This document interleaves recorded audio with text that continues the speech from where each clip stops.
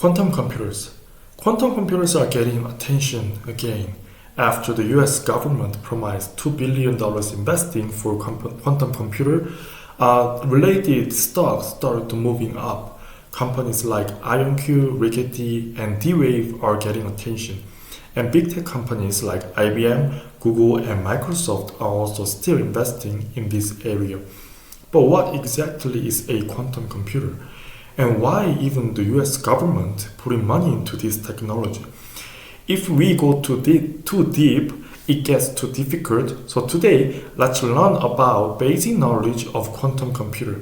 Before we start, I'm posting breaking news on my YouTube shorts every morning. So please check it out. I believe this will help your investment decision. Then let's get started. The quantum computer idea is not new. A very famous physicist, Richard Feynman, first brought up this idea. When we use normal computers to study nature, the computer does not calculate nature as it really is. First, it changes nature into zeros and ones. Atoms, small particles, and molecules follow the rules of quantum physics. So Feynman asked a simple but powerful question. If nature works in a quantum way, maybe a computer that studies nature should also work in a quantum way. That was one of the big starting points of quantum computers. So quantum computers are not just a new stock market buzzword. This is a technology that scientists have been thinking about for many years. Now, let's first think about the computers we use today. Our computers, smartphones, and data centers basically work with the zeros and ones. Inside a computer, all information is the same. Photos, videos, and even AI models are all like 0 and 1s. If you're a computer major, you understand what is that. This basic unit is called a bit. A bit is simple, on or off, yes or no, 0 or 1. This system has been very powerful. It gave us the internet, smartphone, cloud computing, and it also gave us the AI we use today. But there is one problem. Nature is not always simple like 0 and 1. Cells in our body, molecules for new drugs, new battery materials, chip materials, financial market risk, delivery system, and weather changes. All of these have too many possible cases. Normal computers can still try to solve these problems, but they have to change the real world into 0 and 1 data. Then they calculate the data step by step. For many problems, this is good enough. But for some problems, there are too many possible answers. So a normal computer can take too much time. This is where quantum computers come in. Quantum computers use qubit instead of bit. A normal bit is 0 or 1, but a qubit can hold a chance of 0 and the chance of 1 at the same time before we measure it. The idea is called superposition. At first, it sounds strange.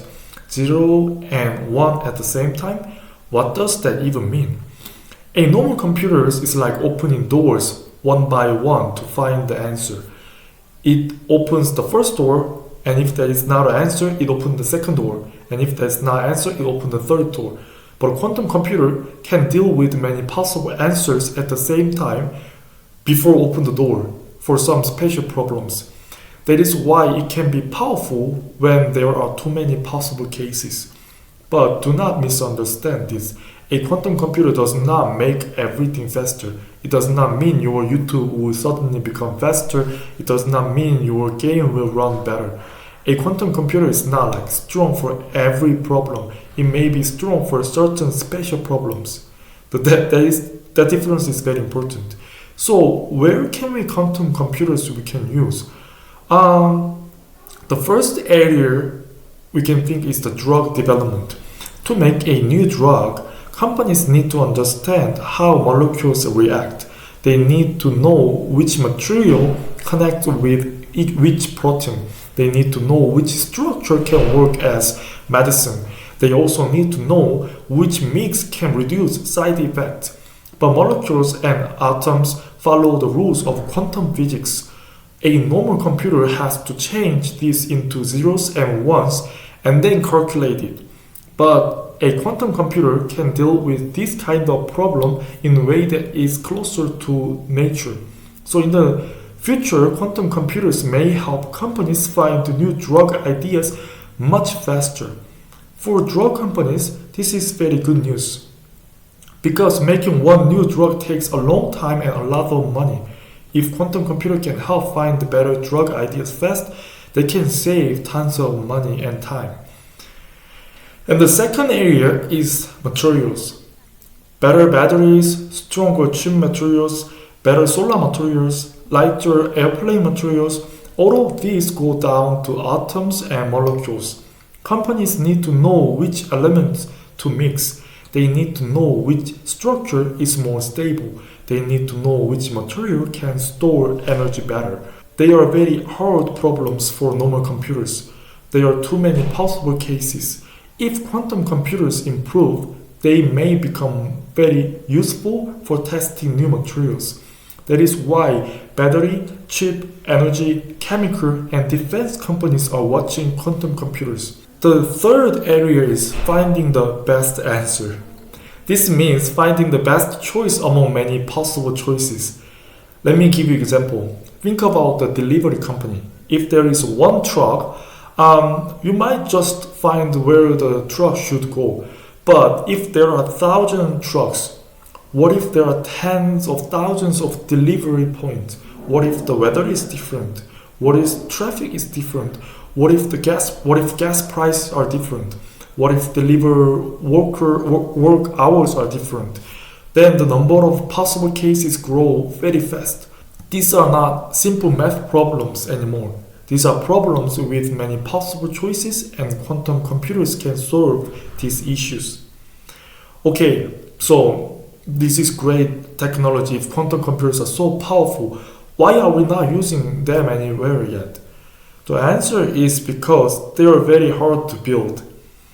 Think about AI. AI also did not come out of nowhere. The AI idea has been there for a decade. Today, when we see AI like ChatGPT, like it feels like AI suddenly came into our lives, but the idea behind the deep learning and neural networks have been around for decades. One important person is Jeffrey Hinton. Today, many people call him the godfather of AI, but in the past, many people did not believe his work could be useful in the real world. Some people almost treated like fake scientists. Then in 2012, things changed. GPUs became bigger and stronger, data centers much bigger, and finally, hardware started to catch up with the deep learning ideas. From that point, AI started moving into the center of the market. Quantum computers may be in a similar stage today.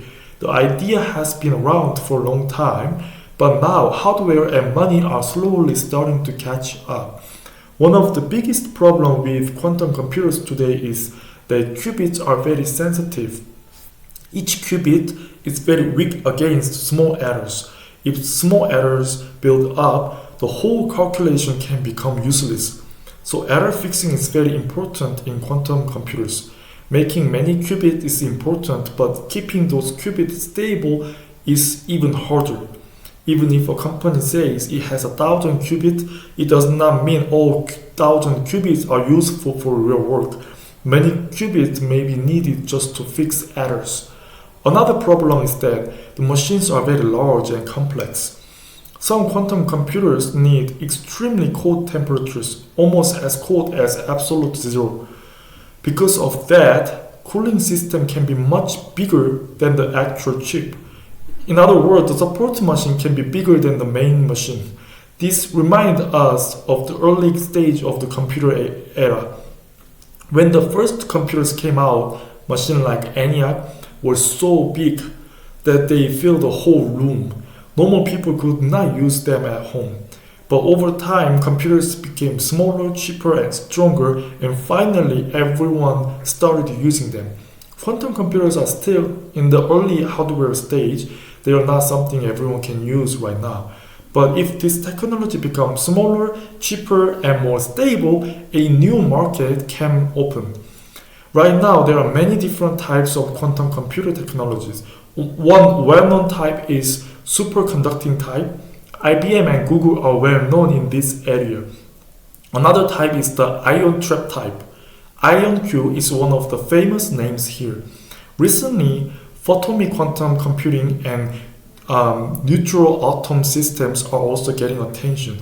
We still do not know which type will become the final winner. But in my opinion, as quantum computers improve, drug development and materials may be two of the biggest areas to benefit first. From the US point of view, these areas are very important. Drugs are connected to healthcare strength, and materials are connected to chips, batteries, energy, and defense. So I think this may be one reason why the US government is investing in this technology. Right now, quantum computer is like AI around 2012. Some companies will survive, some companies may disappear.